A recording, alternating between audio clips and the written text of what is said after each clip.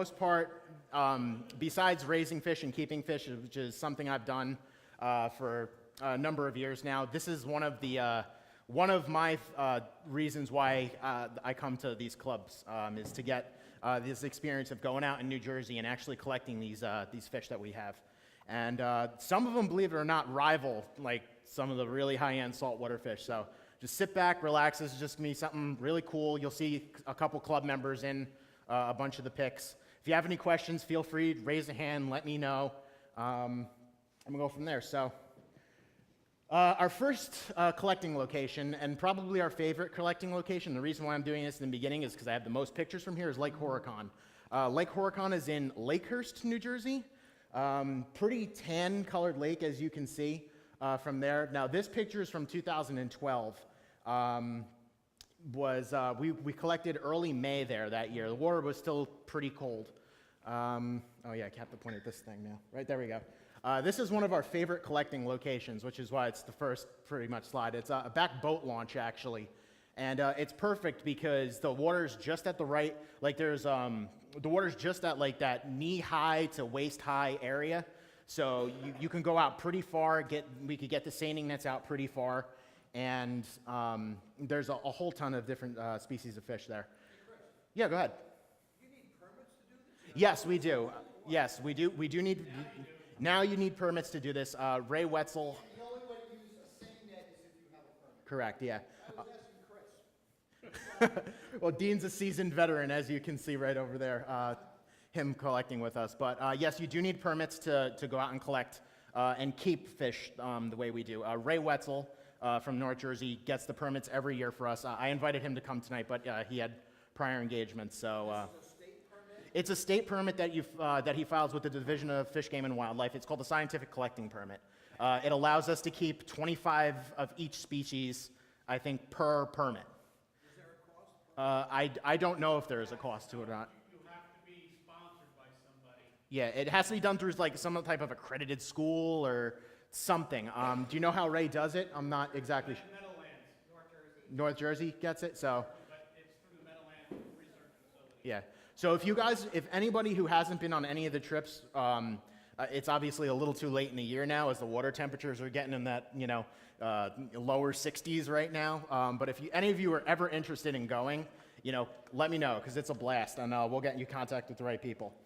So as you can see, this is us out there with the big seining net. That's probably just a 10-foot net. And this is the first thing that we do at every trip that we go to at Horicon Lake is we just hit the shore and seine. So that's us coming in closer. There's Ray over there in the cowboy hat, followed by Catfish Jim. I can't really tell who that is in the background. Bob Hicks we got over there. So this is, like I said, the first thing that we do on every single trip is we just hit this boat launch, see, try to do the entire thing and see what we get.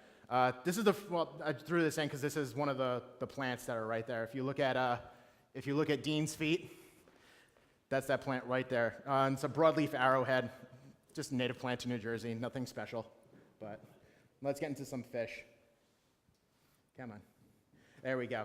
So these are just some pumpkin seed sunfish that we must have caught. This was probably pictures from 2012 trip that we did. So some pumpkin seed sunfish, some other species of sunfish that we caught there. Pumpkin seeds are a really fantastic fish, and I threw this in there.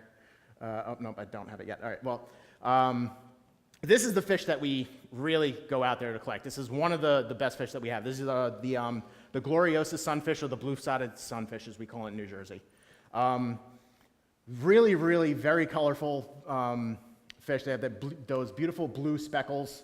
Kind of hard to mistake from anything else. This is a dwarfin species of sunfish. So that's what a male looks like, and that's the male and the female right next to each other. Now, there is also another species of sunfish called the banded sunfish that we have in New Jersey. A little bit different. I'll get to those pics later. There's Frankie and there's Ray with their waders on. That's across one of the banks over at Horicon. This is another fish that we see there a lot. Anyone know what that is? Come on. Go ahead, you can say it. It's a pirate perch, yes. Another species in the perch family. I think one of the smallest perch out there, if I'm not mistaken. This fish is probably that big. I'm not sure how big they get. That's pretty much it, I think. Under optimum aquarium conditions, feeding them a shitload of blackworm, we get them up about 5 inches. Yeah, I don't feed blackworms to something like this, but it'd be too expensive. Go ahead. Very interesting fish. When it's born, it's a normal little fish. As it matures, its rectum moves from its anal fin to its chin. And in nature, it actually sits with its head down alongside the weeds, just waiting for something to swim by and open up that huge mouth and catch it. Exactly. So it's the butt chin fish. Not really all that nice of color, but it's an interesting fish. There's Dean in the water with one of his nets that he made probably 20 years ago that still survives. There we go. Now we get to some turtles. Now, over the course, I just threw all the turtles in one spot because we have a pretty substantial list of turtles here in New Jersey. This was a red-bellied turtle. This was actually from a 2013 trip that we went on, I believe. Here we go to the next one. This was what Dean pulled out of that net from the previous picture. Dean, you pulled out a pair of these, if I'm not mistaken, right? It was a pair of these yellow-spotted turtles. Now, these are actually endangered in New Jersey.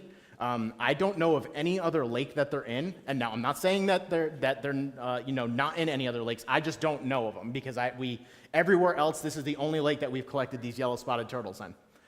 What's up? Great Swamp. Great where? Great Swamp. Where is that?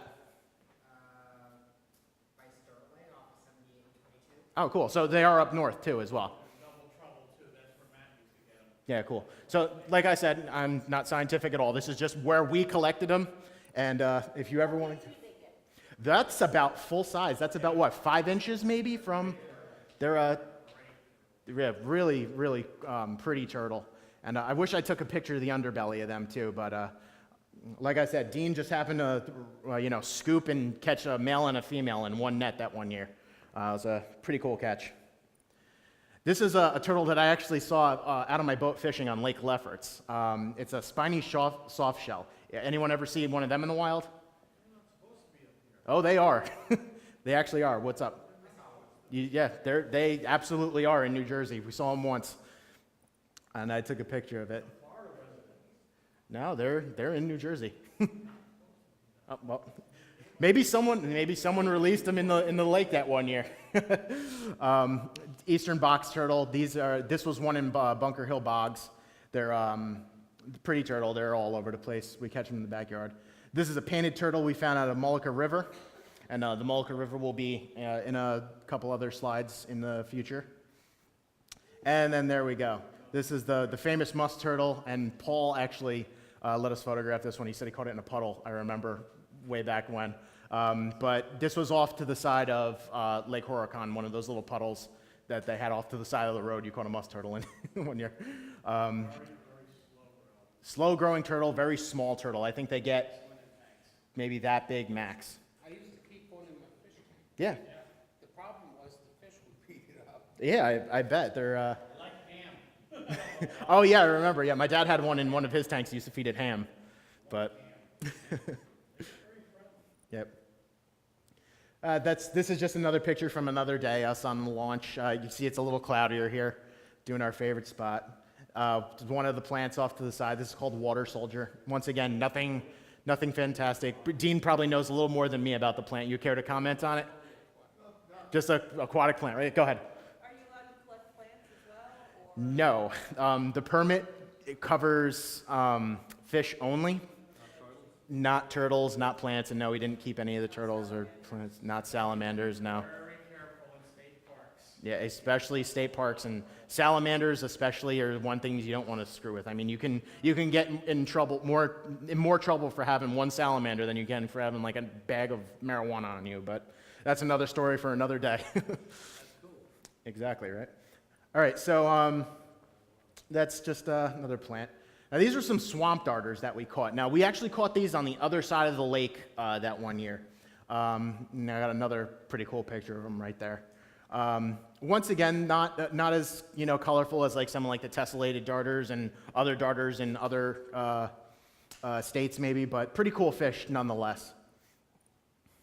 This is exactly where we were. This was the other side of the lake that I was mentioning. I believe Frankie this year bought his big seine net, and that's where, as you can see in the picture over here, this was like a 30-foot seine that we just like created a whole cove with, and that's how we were getting the darters. We also got some like chain pickerel and a couple other things. There's Ray Wetzel. And by the way, if anybody ever sees Ray, really thank him for setting these up. I wish he was here because I would have done it personally. But if anyone sees him at the North Jersey Club, he's been doing this for a long time, and he really deserves to be recognized for it. So just shoot him a little thank you next time you see him. All right, so like I said before, there was the Gloriosa sunfish, the blue-spotted sunfish. These are a fish that very easily mistaken with the blue-spotted sunfish. These are the banded sunfish in New Jersey. Now, the only difference between these and the blue-spotteds look-wise is that they have these vertical bands running down the side of the body. Young fish, banded sunfish will very similarly look like Gloriosus and this blue-spotted sunfish. This was a really nice pair. This was probably that's my hand, so that's what, a 3-inch, a 3-inch fish right there. So really, really nasty fish. I mean, we kept them in a fish tank a couple times. Not really pleasant to keep with anything else. I would agree with that. Definitely the nastiest. This is what we're all here for. This is the black-banded sunfish, the sunfish in New Jersey that you put it in a tank and it'll look like that, under artificial lights, under whatever. Really mellow. I've gotten them to breed right in my filter in my aquarium, but then again, we collected them as they were, doing their thing. So during the spawn season. So really pretty fish. You can't miss it when you catch them. There's nothing else that looks like them. All right, now we're getting to some plants. This is just an example of some of the sphagnum moss that's down there. There's all different types of sphagnum mosses of all different color variations. So you'll get some that are, you'll get the green, you'll get the red, you'll get, if it hits a lot of light, you'll get a little bit of purple tinge in it. Really, really cool mosses. I promise you there'll be some carnivorous plants in here. So New Jersey does have a lot of carnivorous plants. These are right along the edge of the lake. These are the Latin name Sarracenia purpura. They're the northeast pitcher plant, they're called. Is everybody familiar with these plants? Anyone not know what they are? All right, well, I know there's probably one person a little bit afraid to that. So these things will fill up with water, and it's not like rainwater. It's like this bile, sort of, like this type of liquid, and they'll actually digest the bugs that go into them, and that's how they'll eat. Pretty cool plants. Now, on top of that, these were the ones we found in full sun one year at at Bunker Hill Bogs. And then here's another one. So these are all right in the Pine Barrens in New Jersey and Bunker Hill Bogs. There's tons and tons and tons of them down there. Exactly. There are the flowers to it. This is back at Horicon now, so these are the flowers. Once they start flowering, the flowers are tall. I mean, they'll get up to my waist almost.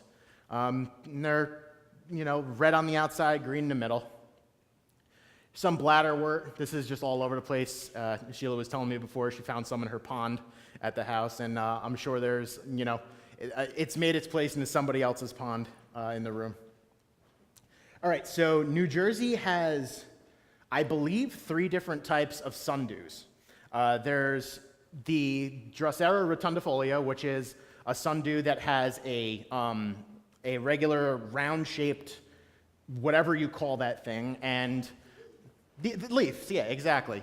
So what these sundews will do is, you see all these little things over here? These are actually like a sticky substance that the plant excretes. Bugs will stick to that substance, and it'll digest them right on the front of the plant. So that's one species. There's the second species. This is the intermediate. These have more paddle-shaped leaves, as you can see. And then we have this one I may or may not have taken home. If anybody wants to report me, you may. This is the Phyloformis. It doesn't form a paddle. It just has long, stringy leaves, and it forms little droplets along all of them. I still have that plant, by the way. All right, so this was, yeah, pretty much dinner. This was a chain pickerel that we had caught in that big seine out of the lake. Pretty common to have these in this lake. We catch a bunch of them every year. None this size. This was probably one of the bigger sizes. There we are sorting all our fish at the end of the day. We normally take a whole bunch of tanks home or take a whole bunch of tanks to this little picnic area, have lunch, and everybody kind of just dumps everything that they got into one little bucket, and then we just kind of sort through it and say, hey, what do you want? And trade. I might have one or two more picks. Yeah, there's Dean sorting out some stuff, and Bob Hicks's daughter there as well. All right, so now we're getting to the other side of the lake. This was just a little beaver dam that formed. Nothing really special. At least I think it's a beaver dam. It could have just been a bunch of sticks, but it was cool enough to put in here. There are those plants forming underneath the surface. I believe there's some type of arrowhead or some type of lily that just hasn't popped up yet. Spatterdock, there it is. See, you guys know more than I do sometimes. All right, so this is actually the opposite end of the lake. It was beautiful this one time I took it. There's hundreds and hundreds and hundreds of these little white flowers. We've never really collected in this section because there's like, the one place you go to get to it, there's like a big like dip going down like 13, like you'll see it, it's like a big hole where the water is. So we've never really gone out there, but it is beautiful. This is also a bat house that they have on the lake over there. I guess with all the stagnant water, there's a pretty big mosquito population, so the town put up bat houses or something.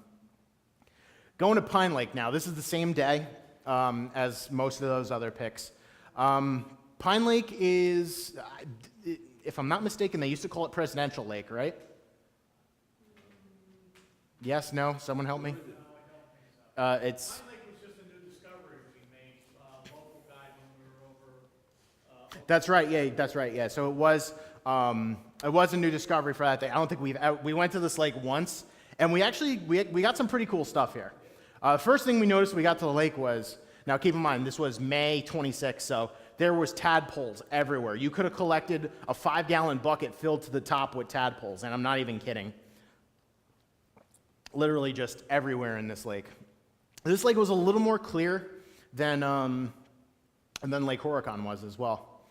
Then, God, what is this plant called?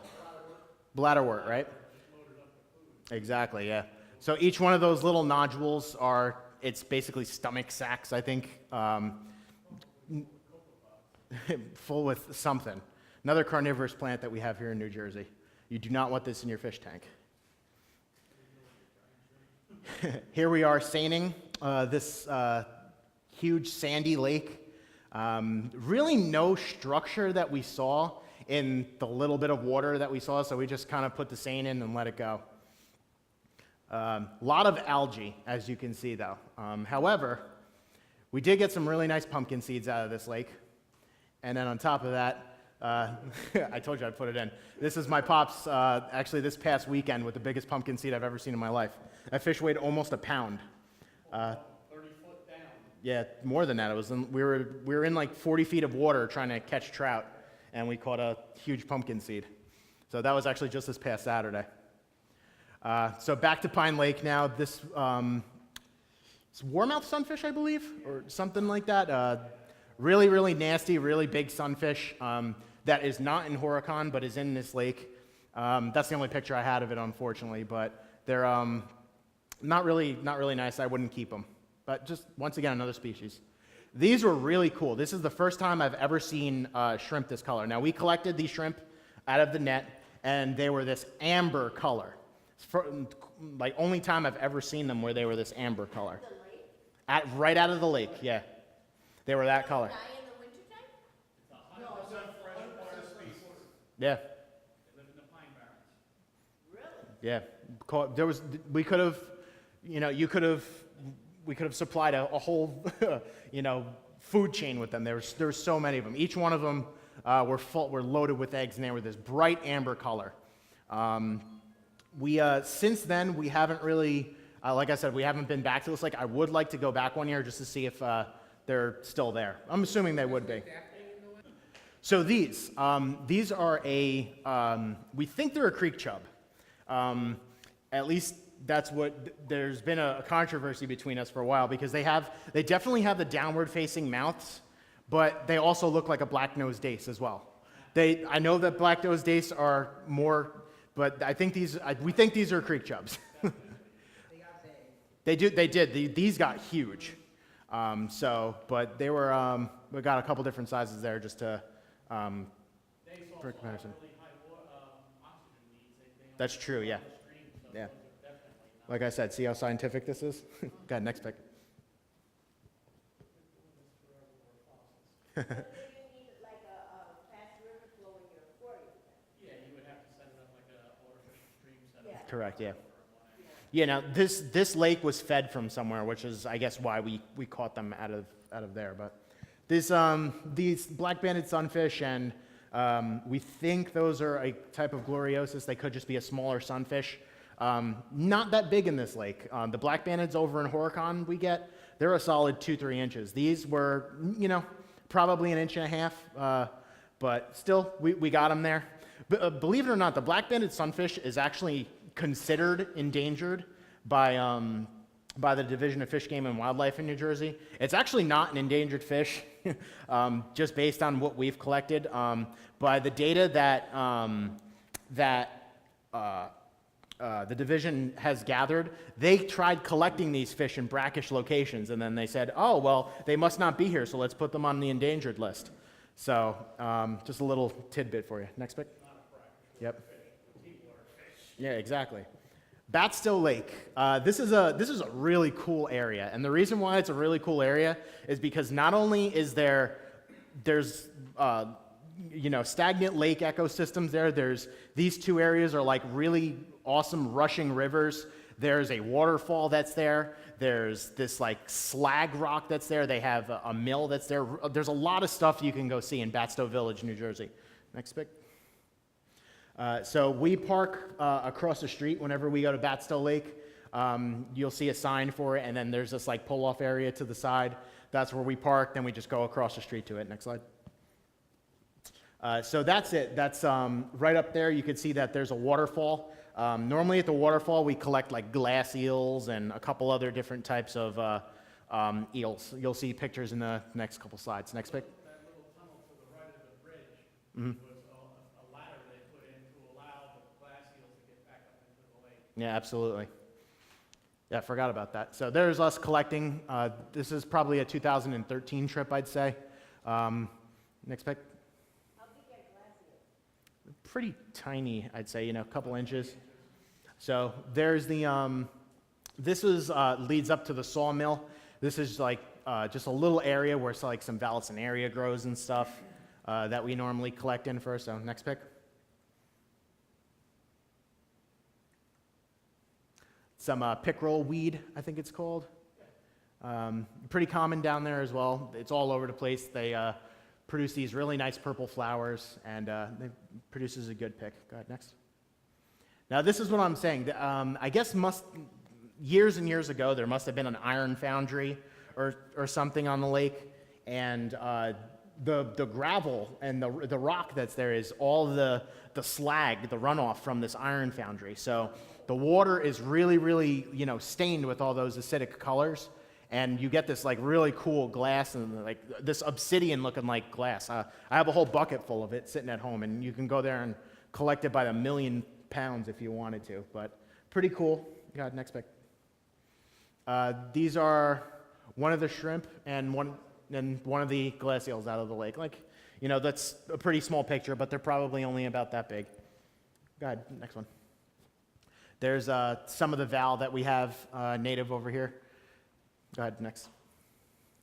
All right, so now that was the lower part of the lake. Now we're going up to beyond the waterfall up to the upper part of the lake. This trip, if I remember, we did in the middle of the summer, sometime around June, July. Oh my God, was the water hot. You remember it. It was like bath water.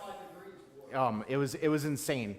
So we collected amongst all the reeds, and stuff. We really didn't get a lot of stuff close because it was just, you would step in it and it'd feel like you were in a hot tub. It really was that warm. Go ahead, next pic. Yeah, it's not really a good picture, but go ahead, next one. That's just us collecting. So here's some of the blue spots that we caught out of this lake. I got some better pictures of them later on, but these were some smaller ones. Go ahead, next one. So as you can see, that's how we had to get in. We actually got down into the deep, deep waters in order to collect some of this. Well, not deep, I guess, for, what's his name over there? He's, up to his shoulders, but deeper than we normally collect. And that's just because it was, the surface of the water was just so hot. So go ahead, next pic. There's another glass eel. What's up? A little bit bigger, yeah. Yeah. Go ahead, next. There's Dean and Paul and Frank's daughter sorting through some stuff off to the side. Still same day. Go ahead, next one. We did catch a bass out of there. There are. Now this one, I believe, it's not a smallmouth and it's not a largemouth. I just believe it's some type of like spotted bass that they have in the South. If anyone wants to correct me, then they're more than able to. Just some type of bass species that we have in that lake. But all right, so here is this is one of the most beautiful Gloriosas that we ever caught. Now, if anybody who was collecting with us that time remembers, look at the color on. Let's go back to that first pic that I had in the slides. Do you remember that black sunfish with all the blue spots? This is how they came out of this lake. Red, amber fins, greenish blue all over the place. Go ahead, next pic. I've actually, hopefully, yeah. There's another banded sunfish from that lake, I believe. Go ahead, next. There we go. I put them right next to each other. Look at the difference. So we got Lake Horicon down there in 2012, and then we got Batstow Lake over here. Same exact fish, just two different collecting locations. We believe the reason of the different colors is the fish down below in Horicon. Horicon has very, very almost black tea water, so they don't need to hold their color, and they're kind of trying to, they're trying to adapt to that color. This lake, it was a lot lighter colored water, and they may have been feeding off of different things what produced that, but it's amazing to see just one, what are the two lakes? 20 miles apart maybe, if that. So just same fish, two different colors. Lake had a high iron content. Exactly, too, the high iron content, so that may have contributed to the difference in colors, but go ahead, next. Now here's another fish that we caught out of that lake, and once again, it's a Gloriosas blue spot sunfish, but look at the purple that it has in the side. A couple of them had it, a couple of them didn't. This was actually at a different time during the year. The other one, I believe this one was an earlier one, so these may have been in spawn at this time. So it's really amazing how much these fish that are 2-3 inches change in color throughout the course of the year and even the course of different lakes. And I really hope that in the next couple of years we can actually get out to different lakes and compare those pictures to these pictures. So go ahead, next. This is a small little chain pickerel that we got out of the lake. Go ahead, next. And then I think we got its big brother right next to it over here. Nah. Although we did find out there is chain pickerel are very good smoked. They're a very good white meat fish. So if you catch them above 15 inches, which is the legal limit, then yeah, they're pretty good to eat. Go ahead, next. No, you can't collect the little ones. Definitely not. They're a game species, so 15 inches you got to keep them at. Just a pond lily with a nice flower. Go ahead, next. Yeah, but we were collecting redfin pickerel. We were trying to, we had the game warden come up on us, and he was staring at everything in the bucket, and we're sweating bullets because we had a couple of chain pickerel in there. He was too busy looking at the sunfish, he never saw the chain pickerel on top of the bucket. That wasn't intentional. We were really there to get the sunfish and caught a pickerel. We didn't realize it was so Didn't fun. have time to identify, because there are the dwarf species of some pickerel. Yeah. So New Jersey has two different types of pickerel: the chain pickerels, which grow huge. I think the state record's like 9 pounds, and then the redfin pickerel, which get about 6 to 9 inches. So, but It makes good aquarium fish. they do. Yeah, they eat a ton. I remember me being 10 years old and him having one in his old fish room that he used to. Yeah, lots of goldfish, exactly. They max out about 6, 7 inches Yeah. of but they're gorgeous, brilliant red fins. Yeah, we haven't caught any redfin pickerel in any of our trips. I've been pretty upset about that. What? Those came from Matt's house. Oh, I know that. Yeah. All right, so moving on. Let's get to this lake. This is just a close up of that top area, Batstill Lake, all the lily pads and everything. Tons of eggs from frogs and tons of frogs. Next picture. There was, this one actually, I think this one was Paul's friend. He was like hanging out with Paul for like the entire trip that one time. Really cool, bull, green frog, whatever they are. Pine Barrens has a ton of frogs. We just really haven't caught many because a lot of them are the leopard frogs and the gray tree frogs, which are up in the trees, and we're obviously not scooping in the trees. But this was one we caught. We'll get more in the next upcoming years. Maybe in 5 years, I'll have more pics of a couple more. So this was that sawmill I was talking about. Now, they have a whole historical site there. You can go there and see it. There's a village. There's a sawmill. Go ahead, next picture is the inside of the sawmill. And this was actually run from the water. They had a big water wheel there that they used to operate all the saws and everything. Really cool to see. And they let you right in all the time. Everything. Mullica River. So I said we'd get here. So if you go to the next slide, the Mullica River is right there. That's where we were. It's just a big winding river that it goes out into the bay and actually technically right out into the Atlantic Ocean by Little Egg Harbor. Now this river is tidal, but it's fresh water, if that makes sense. Mostly fresh water. I didn't taste it, but we caught freshwater species there. Go next. Now, this is just to prove that it's tidal. You can see where the water level was and all the hundreds of dollars in driftwood that I know some people are probably saying they want in their tanks over there. But go ahead, next. These are cool. These were the banded killifish. So I guess that there has to be some salt content since some killies do live, at least killies live in brackish areas. So, but these were beautiful killies. We kept them in a 125-gallon tank at my dad's house that we had for like a summer, and they held their color in the tanks all summer long. Really pretty fish. Go ahead, next picture. For years I've been catching kellies. That's the only location I've ever seen where they have that gold color. Yeah. They are actually that pretty. Yeah, they were. For a killie that we have in New Jersey, they're really that pretty. There's another picture of them. You could just scroll to the next. Bands are actually silver. That's a picture of a female. So we did catch pairs. We did not successfully breed them, but we did catch pairs. But then again, we didn't really try. We just threw them out in the tank for the... I think somebody in the Bucks County Club did. It's amazing. Did they? Yeah. That's true. We went out with a lot of Bucks County members that day. So, go ahead, next picture. Just another shot of the female. Go ahead. It's just a dragonfly that I found. I'm not really into insects all that much, so I can't tell you the Latin names or anything, but I can show you cool pictures. Go ahead, next. Yeah, this is a white perch that we actually caught out of the lake, and the only one that I've actually ever caught out on any river, really, I think. Yeah, those weren't white perch. Those were radioactive perch. That one big female you fought down there, I thought that was a state record. That's true. That's true. But Mullica had a wonderful variety of different sorts of fish, and so go ahead next. This was, I believe, this was one that Mark De Niro actually went out with us, and he caught this nice yellow perch. Really wish the water would have been clearer, and he had a yellow tank, which didn't help its color, but it brings a yellow tank collecting. But it was fun. It was, yeah. We caught a huge one this year out at Round Valley. It was probably close to 15 inches.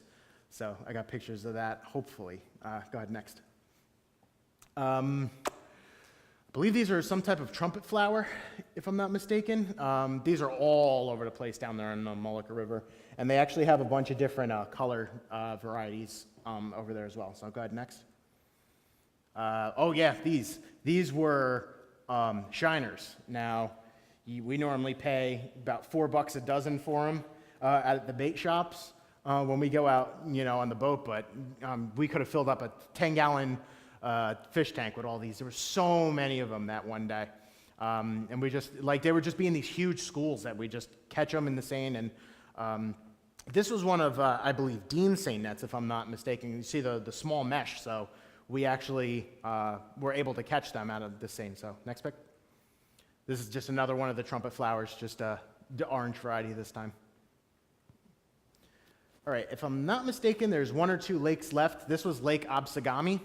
So we're going a little further south now. I think this is the southernmost lake we've collected in. So go ahead. We actually got in trouble at this lake. There's Ray actually talking to the state troopers as we had a car line about 10 cars deep. But they were cool. They eventually let us into the lake. So go ahead, next. Lake Absagami was wonderful for the amount of blueberries. If you went there with us, you could have filled up a huge thing full of blueberries that one day. I believe we went late in the season, like when they were already ready. So there's one variety, go to the next. There's another variety. These may have been huckleberries or some type of other berries. I ate them, I didn't die, so. Go ahead, next. All right, so now we get to fish collecting. This lake, since we did go to late in the season, I believe it was really, really hot. I think I spent the entire day swimming there. Didn't catch too much, but we did get some things, so go to the next. There were big banded sunfish there. And I'm talking big. I mean, that's probably the biggest one I think we've ever caught. I mean, if you look at my hand, that fish is that big. So pretty decent size for a banded sunfish. And once again, like Lake Horicon, they got that dark colors, not a little bit of amber in the fins, but not too much. So go to the next. This is a mud sunfish. Not really that pretty. They get a little more prettier when they get older. I believe they're supposed to have like lateral lines down their side, kind of like a bass, but only a ton of them.